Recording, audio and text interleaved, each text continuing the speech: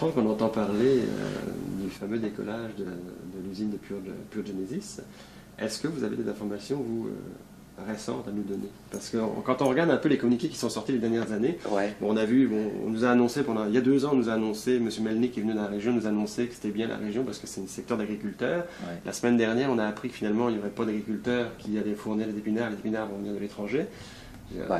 En bout de course, il se passe quoi avec Pure Genesis? Écoutez, Pure Genesis est une entreprise, au même titre que plusieurs autres entreprises. Elle est dans un domaine extrêmement spécialisé et je vais faire un comparatif là, avec Prométech pour la nommer. Là. Prométech, on fait de la recherche fondamentale sur les mycorhizes, ça fait 25 ans de ça. Et les fruits de cette recherche-là, on les récolte maintenant, 25 ans plus tard. Alors, puis M.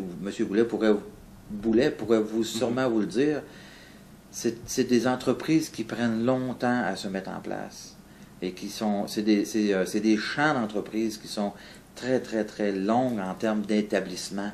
Moi, personnellement, je suis très confiant. Puis, il faut... Écoutez, on est enregistré, là. Dans 10 ans, on s'en reparlera. Que je sois député ou non, vous viendrez me revoir. Je suis convaincu que Pure Genesis aura des retombées économiques régionales très importantes parce qu'ils ont une équipe vraiment très chevronnée à la tête de cette entreprise-là.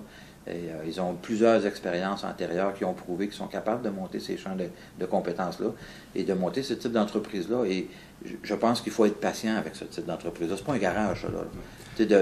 De faire homologuer, c'est extrêmement encadré, l'homologation des produits. Est-ce que c'est dans ce cas-là une erreur stratégique dans la présentation parce que tout le monde dans la région, si vous parlez à n'importe qui, les commerçants, beaucoup vont vous dire, Pure Genesis, il devait faire 100 emplois, écoutez, regarde, l'entreprise, ce que je cherche est construite, là. Ils sont, d'ailleurs, c'est sur votre site, vous avez une vidéo là-dessus, là. Je vais voir votre site aussi de temps en temps.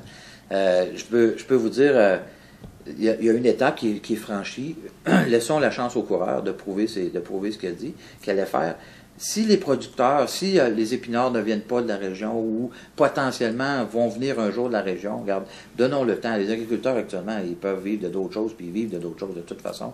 Mais ce sont des productions qui sont d'à côté, qu'on appelle, ou en tout cas complémentaires, je devrais dire.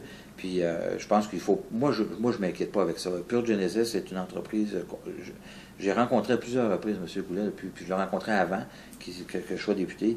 Et je pense que c'est un homme d'une très grande expérience avec qui on peut faire confiance. Et les investisseurs, il faut quand même le dire, là, les investisseurs qui sont en arrière de cette entreprise-là, ils ont les reins solides pour la tolérer encore un bon bout de temps pour s'assurer de la mise en place de l'entreprise. Et ça, on n'a pas à en vouloir à cette entreprise-là. L'entreprise, elle est créée, elle est ici dans le parc industriel à Montmagny.